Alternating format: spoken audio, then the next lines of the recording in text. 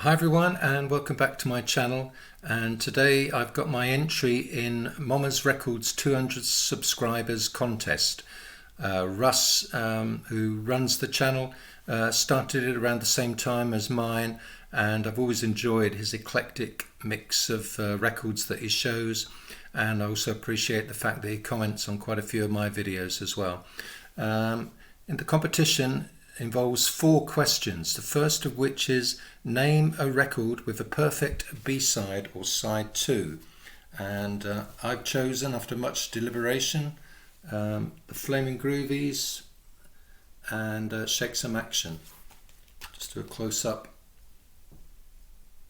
of the tracks on the B-side. Yeah, first of all, I love the cover, and I love the smart 60s suits and Beatle boots that the band was wearing. Also, it's got great production by Dave Edmunds, and it's very much a homage to the sound of the Beatles and 60s Rolling Stones. That was down to guitarist Cyril Jordan and the vocalist Chris Wilson, who'd replaced Roy Loney in the early 70s, having a real interest in 60s pop. Unfortunately, it was out of step with the musical tastes at the time, just as punk was starting to break. They actually toured very early on in the movement, punk movement, and played the Roundhouse in London and had the Ramones supporting them.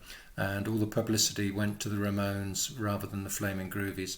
But I've always loved the band, and I've managed to see them 3 times over the years, including the classic lineup with Mike Wilhelm joining them on guitar in the late 70s. Right, moving on then, we've got question 2, which is name a second album which avoided the sophomore slump. And I've, again, after much deliberation, decided on the Soft Boys, Cambridge band that formed in the punk movement 76-77, although again they were very out of step with the punk scene, as their interests were more to do with mid-60s pop music, especially Syd Barrett, who also came from Cambridge. Now, this was their first album, A Can of Bees, which, as much as I love the Soft Boys, it was a bit of an underwhelming experience. They'd had a single out with Radar Records, which was the label set up by Jake Rivera that included Elvis Costello, Nick Lowe on the roster. But unfortunately, for whatever reason, they didn't want to put an album out, so they finished up putting it out, self-releasing it themselves on the Two Crabs label. And it was all very underproduced and very lackluster, sounding a bit sort of like a demo to me, really. But I think the band weren't happy either, and they kept carrying on recording, and eventually came up with what has become a classic sophomore album. This is a reissue of it, which is getting a bit of glare because of the plastic covering, but it's the Soft Boys, Underwater Moonlight.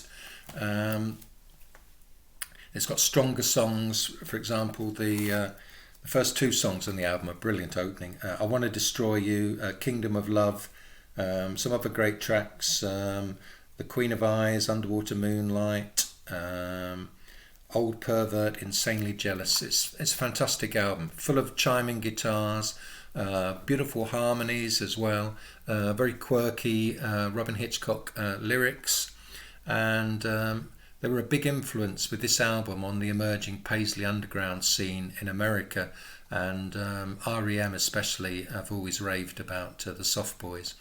And as a consequence, Robin Hitchcock's managed to sustain a career concentrating mainly in America, and the other guitarist in the band, Kimberly Rue, went on to great things as well. A great pop songwriter.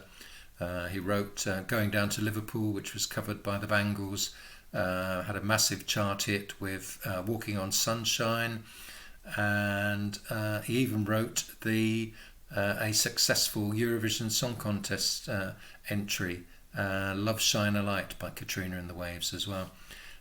So yeah, fascinating band, and yeah, one that I really adore. Right, third question is to name a great double album. Mainly because it was one of the first ones that came to hand when I was looking. I've chosen Merle Haggard, and it's called Same Train, A Different Time. Merle Haggard sings the great songs of Jimmy Rogers.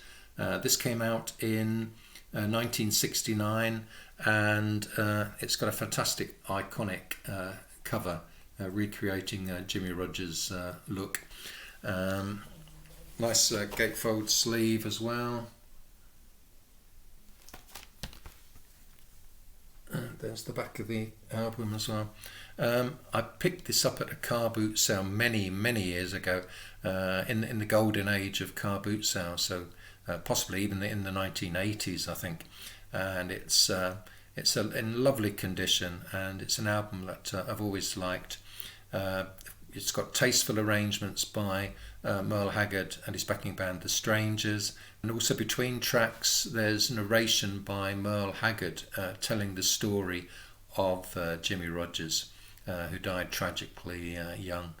At first I never used to like the narration, I just wanted to hear the music, but I think it adds to the sincerity of the record, and I know that Merle Haggard and Lefty Frizzell were two of the big influences on him. Jimmy Rogers and Lefty Frizzell were two of the big influences on Merle Haggard. So so it's a lovely album, and as I said, a beautiful cover. I really love the cover. Right, and the final question was name 2 vinyl community channels with less than 200 subscribers. If you look at the description below, I've named more than 2. I've just gone through those channels that I already subscribe to with less than 200 subscribers. But the 2 that I'll name here in the video as an official entry are Diamond Needles and Nick's Vinyl Butty. Drew at Diamond Needles shows an eclectic mix of records, which is what I always like to see, and the other channel, Nick's Vinyl Butty, that's a very new channel. He's only posted I think 3 or 4 videos so far, and so it's very early days for him, but he's got a great knowledge of punk music, two-tone music. His latest video mentions skinhead reggae as well, so I'm looking forward to seeing how his channel develops. So that was Diamond Needles and Nick's Vinyl Butty. So again, you'll find a bit more information in the description below. Okay, thanks for watching, and if you don't already subscribe to Momma's Records, then I'd say go have a look at his channel, and I really enjoyed what Russ is doing over there. Okay then, and I'll be back again in a few days' time, so cheers for now.